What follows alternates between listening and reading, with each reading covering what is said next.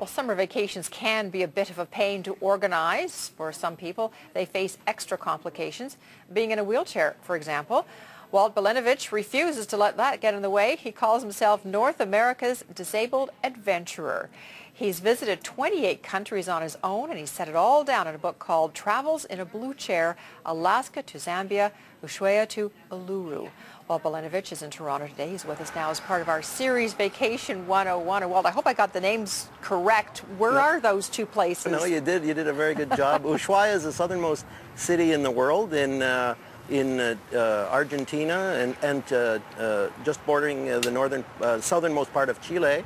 And Uluru used to be called Ayers Rock in the middle of Australia. Well, there you are, Ayers Rock. Most of us know that one. But, you know, for most of us traveling, there are a lot of challenges just, you know, every day facing us. But you're in a wheelchair, so what are your biggest challenges that you've faced? Well, surprisingly, there are not as many challenges as you might think. You can get on a plane very easily these days. That's one of the reasons I started traveling. I realized early on that a plane would take you from point A to point B. But the biggest problem sometimes I have in some of the nether regions of the world is, you know, just finding a wheelchair accessible place to stay or a washroom from time to time. And sometimes some of the tours, if I want to, you know, get to a really remote destination, I might have to take a bus tour, and you know there wouldn't be any buses that would be wheelchair friendly. So you know sometimes other backpackers are very hospitable and don't mind helping you on and off when time comes. So. The kind of strangers, I guess.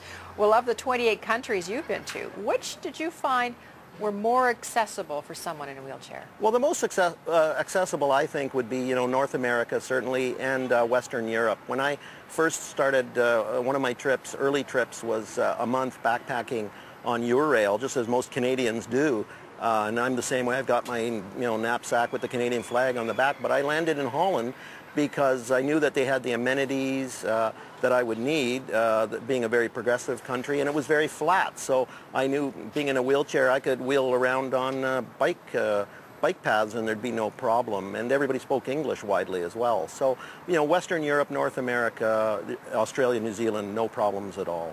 Now, what are the best ways to find accessible accommodation? I mean, do you use an agent? Do you plan it yourself? The internet? What do you do? I use the internet quite extensively these days. It was a lot tougher before the invention of the internet. When I started traveling, you know, I would read the guidebooks and then use the fax machines, and a lot of times, you know, there'd be miscommunication. I have a problem sometimes. I forget that overseas the ground floor is the 0th floor instead of the first floor, so I'll insist, you know, from time to time to book the first floor, and then I get there at my destination and I realize that I've booked the 2nd floor, so that's problematic. But generally, the internet... Most of us have done that too, let me tell you.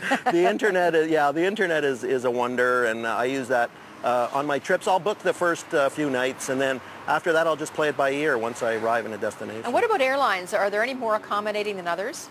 Yeah, I would say the best ones in my experience were, you know, Air New Zealand, Lufthansa, Singapore Airlines. Some of those airlines are very well accommodated for disabled. They have a disabled rest lounge in Frankfurt, actually, Lufthansa has in Europe there. Well, in looking at your book, you know, Travels in a Blue Wheelchair, which I'm just holding up right now, one thing I've noticed, it is so readable, and you have a sense of humor when you're telling your stories. I mean, is attitude an important thing? I mean, you take all kinds of special equipment and supplies, but is attitude an important one for you?